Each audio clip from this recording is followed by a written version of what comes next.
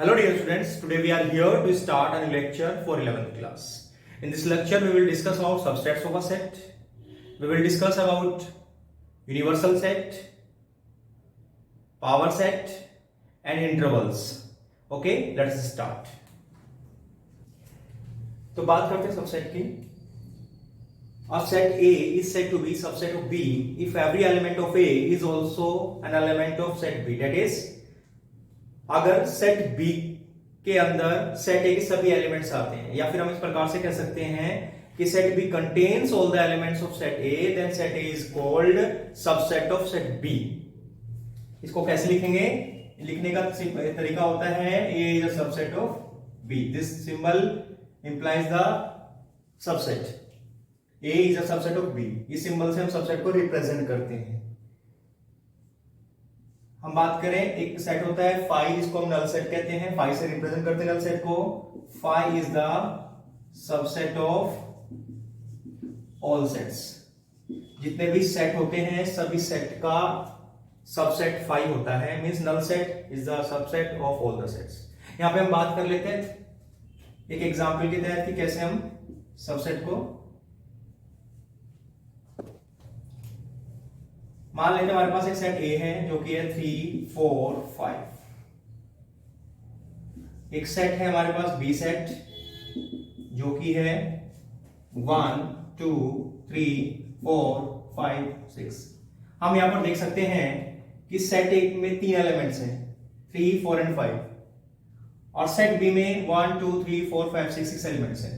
हम ध्यान से देखेंगे तो हमें पता चलेगा कि सेट A के सभी एलिमेंट्स सेट B के अंदर भी हैं. Means set B contains all the elements of set A. Therefore this set A is a subset of set B. A is a subset of set B. वहीं हम दूसरी तरफ ले, अगर सेट C है हमारे पास 1, 2, 3, 8, 9. एक सेट है हमारे पास C जिसमें एलिमेंट्स है 1, 2, 3, 8, 9. हम देख सकते हैं 1, 2, 3 एलिमेंट हैं B के भी, C के भी. बट जो 8, 9 है वो B के अंदर नहीं आ रहा, और जो 4, 5, 6 है वो C के अंदर नहीं आ रहा. मींस यहाँ पे C सबसेट नहीं है B का, और हम कह सकते हैं B भी सबसेट नहीं है C का. एक बात और हम यहाँ देखना चाहेंगे, A सबसेट है B का लेकिन B सबसेट नहीं है A का. याद रखेंगे, जिस सेट के सभी एलिमेंट दूसरे सेट में आते हैं तो वो सेट दूसरे सेट का सबसेट कहलाता है. यहां पर बात कर लेते हैं नंबर ऑफ सबसेट्स की. Number of subsets. तो नंबर ऑफ सबसेट्स का एक फॉर्मूला होता है हमारे पास 2 raised to power n. तो नंबर ऑफ सबसेट्स का फॉर्मूला है 2 की पावर n. यहां पे n क्या रिप्रेजेंट करता है? n number of elements in the given set. Means जिस सेट के हम सबसेट्स फाइंड करना चाहते हैं कि उसके अंदर कितने सबसेट्स होंगे या उसके कितने सबसेट्स बनेंगे, तो वहां पे n क्या होगा? उस सेट के एलिमेंट्स की संख्या होगी. एक क्वेश्चन से समझते हैं. हमारे पास एक सेट है A, 1, 2, 3 इसके एलिमेंट्स हैं. इस सेट के हमें सभी सबसेट्स लिखने हैं. तो कैसे लिखते हैं देखिए. सबसे पहली बात हम देखेंगे इसके अंदर इसके कितने सबसेट्स बनेंगे. तो number of subsets of A of set A. Set A कितने सबसेट्स होंगे? 2 raised to power 3 because there are 3 elements in set A. Set A में 3 एलिमेंट है इसलिए 2 की पावर 3 हो जाएगा. यहां पर मींस 8 सबसेट्स बनेंगे सेट A के. ओके, हम बात करते हैं यहाँ पे कि सबसेट्स क्या होंगे. Subsets of set A are. जो सेट A है उसके सबसेट्स क्या होंगे? First of all 5 means null set. ये नल सेट जो होता है सभी सेट्स का सबसेट होता है. इसके बाद हम बात करेंगे, हमारा एलिमेंट है 1 एलिमेंट को लेकर हमने एक सेट बनाया. उसके बाद हम क्या करेंगे? 2 एलिमेंट को लेकर एक सेट बनाएंगे. इसी प्रकार से 3 एलिमेंट को लेकर एक सेट बनाएंगे. मींस इंडिविजुअल एलिमेंट्स को लेकर के हमने सेट की फॉर्म में लिख लिया. अब हम 2 एलिमेंट्स को लेकर बना सकते हैं. जैसे 1, 2 एक साथ लेंगे, 1 के साथ हम 3 ले सकते हैं. एक सेट ये बना 1, 3, एक बना 1, 2. फिर हम क्या कर सकते हैं, एक हमारा बन सकता है 2, 3 और एक 1, 2, 3. अब 1, 2, 3 एक इक्वली है. मींस प्रत्येक सेट खुद का सबसेट भी होता है. तो यहां पे टोटल 1, 2, 3, 4, 5, 6, 7, 8 सबसेट्स हैं सेट A के. अब यहां पे हम एक बात करना चाहते हैं, proper subset.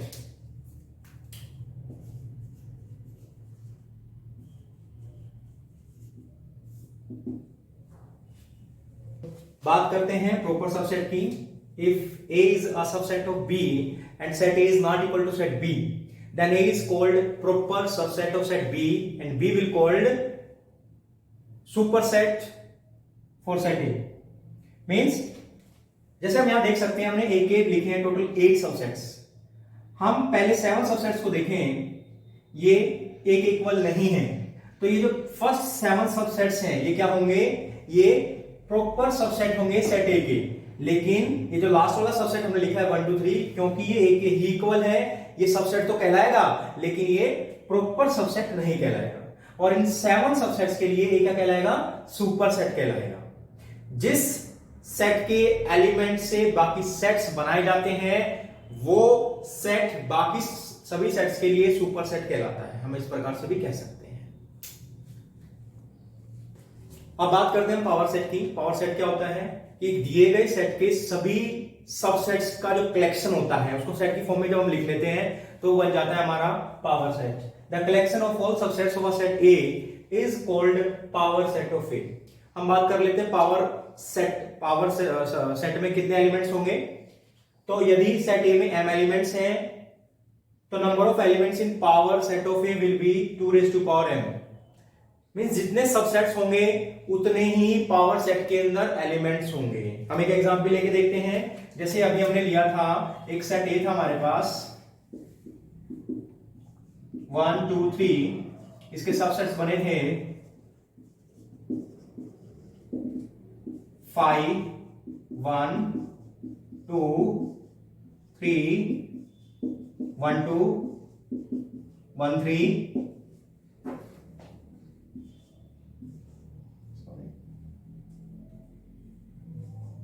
2 3 and 1 2 3।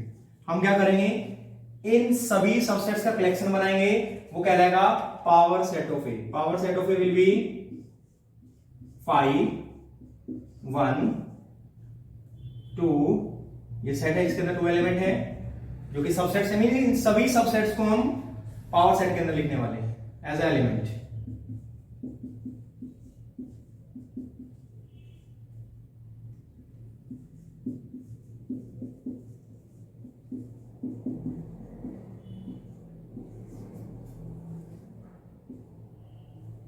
1 2 3 4 5 6 7 8 means power set A में कितने एलिमेंट्स हो जाएंगे, 8 एलिमेंट्स हो जाएंगे, क्योंकि उसके नंबर ऑफ सबसेट्स भी कितने थे, 8 थे। तो पावर सेट क्या है, किसी भी सेट के लिए पावर सेट क्या होगा, उसके सबसेट्स का कलेक्शन होगा। अब हम बात करते हैं यूनिवर्सल सेट की। A set containing all the elements of a problem under consideration is called universal set. It is denoted by U. Means हम बात कर रहे हैं, यदि हमारे पास एक प्रॉब्लम है, एक पूरा सेट्स हमें दिए गए हैं और उन्हीं सभी सेट्स के एलिमेंट एक पर्टिकुलर सेट के अंदर आते हैं, तो पर्टिकुलर सेट उन सभी सबसेट सेट्स के लिए यूनिवर्सल सेट कहलाएगा। जैसे हम बात कर रहे थे कि सुपर सेट की, तो सुपर सेट क्या होता था कि जो सबसेट्स हैं उनका सुपर सेट बन रहा था, तो उस सुपर सेट को हम यूनिवर्सल सेट भी कह सकते हैं, क्योंकि उन सभी सबसेट्स के जो एलिमेंट हैं वो उस सेट के अंदर हैं। एक एग्जांपल लेके समझते हैं। जैसे हमारे पास एक सेट है U,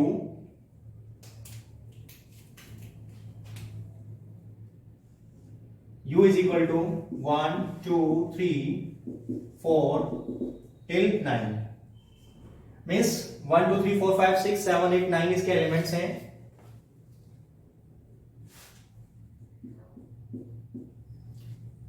और हम कुछ सेट्स ले लेते हैं। जैसे हमारे पास एक सेट है A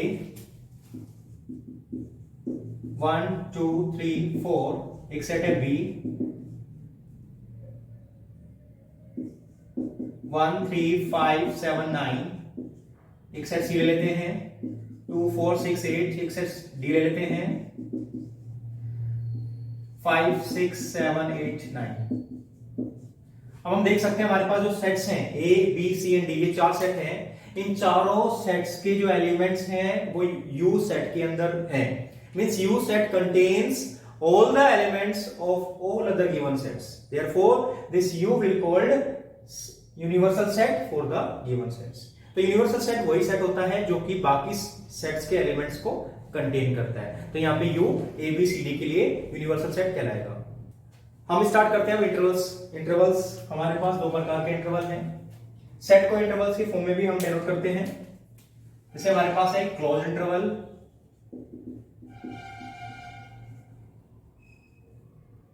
एक हमारे पास ओपन इंटरवल।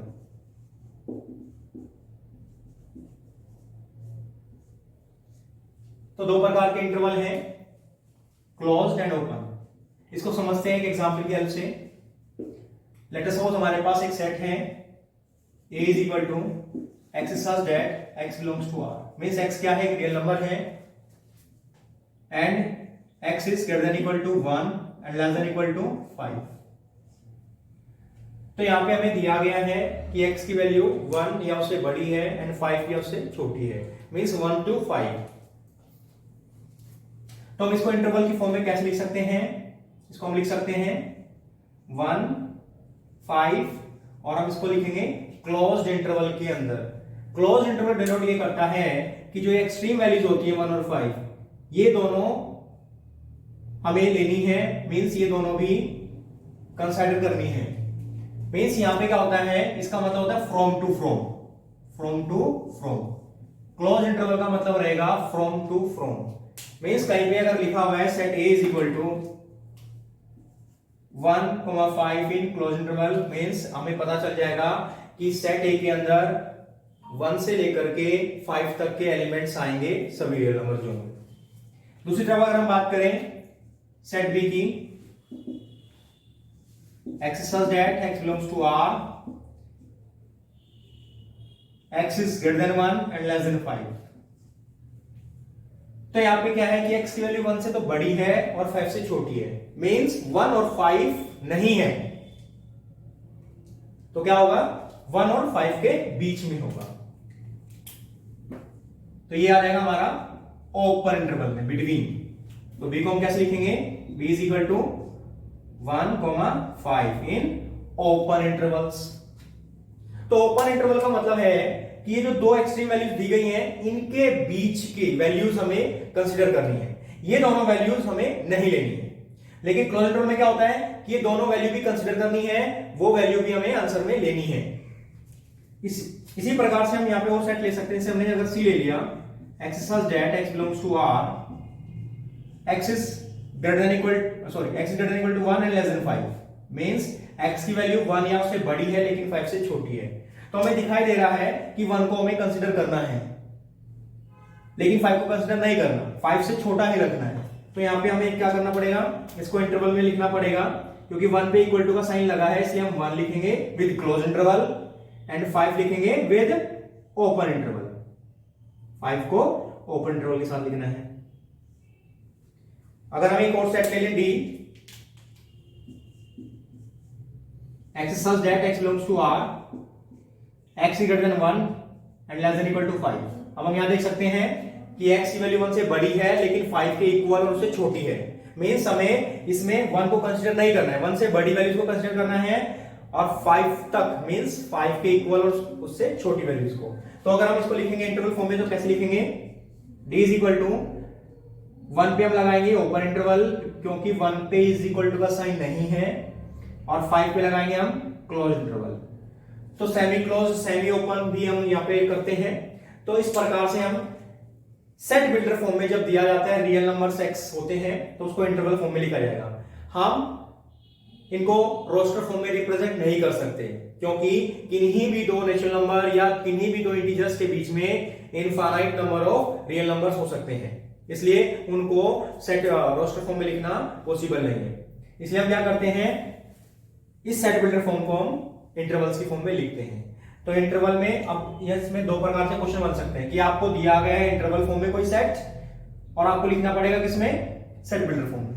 पहला तरीका ये रहेगा। दूसरा तरीका क्या हो सकता है कि आपको कोई सेट दिया गया है सेट बिल्डर फॉर्म में और आपको उसको कन्वर्ट करना है किसमें, इंटरवल फॉर्म में। नंबर लाइन पे इसको समझ के देखते हैं कैसे। जैसे अगर नंबर लाइन पे ड्रॉ करें हम इस वाले को, एक नंबर लाइन है, यहां पे 1 है, 2 3 4 एंड 5।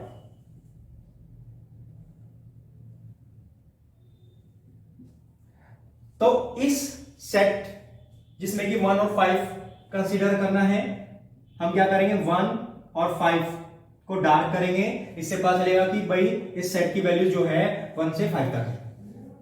जब हम बात करते हैं ओपन इंटरवल में तो हमें क्या करना है 1 2 3 4 5। अब हमें दिखाई दे रहा है कि यहाँ पे x is greater then 1 and less than 5 means x 1 नहीं है और x 5 भी नहीं है। तो हमें क्या करना पड़ेगा, यहाँ पे ओपन इंटरवल दिखाने के लिए हमें इसको ओपन रखना पड़ेगा। ये रिप्रेजेंट कर रहा है कि x की वैल्यू जो है 1 से 5 के बीच में है, लेकिन 1 और 5 नहीं है। जब हम बात करते हैं सी सेट की, इसमें हमें पता लग रहा है कि x की वैल्यू 1 के इक्वल है, उससे बड़ी है, तो इसको कैसे बनाएंगे,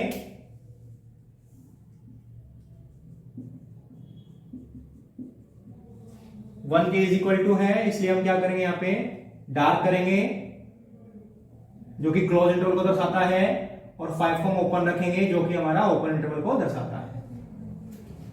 means x is greater than equal to 1 but less than 5। बात करते हैं डी सेट की, 1 2 3 4 5। यहां पे x is greater then 1 means x 1 नहीं है, इट मींस यहां पे हमें ओपन इंटरवल दिखाना पड़ेगा, x की वैल्यू से बड़ी है इस साइड को, और 5 इसमें कंटेन करता है, इसलिए हम क्या करेंगे 5 पे डार्क करेंगे यहां पे। तो इस प्रकार से हम इंटरवल फॉर्म में, सेट बिल्डर फॉर्म में, नंबर लाइन पे इन सेट्स को रिप्रेजेंट कर सकते हैं। 11th क्लास इतना करने के बाद आप सब एक्सरसाइज 1.3 एनसीईआरटी बुक से कर सकते हैं। आज इतना ही करते हैं, मिलते हैं अगली क्लास में।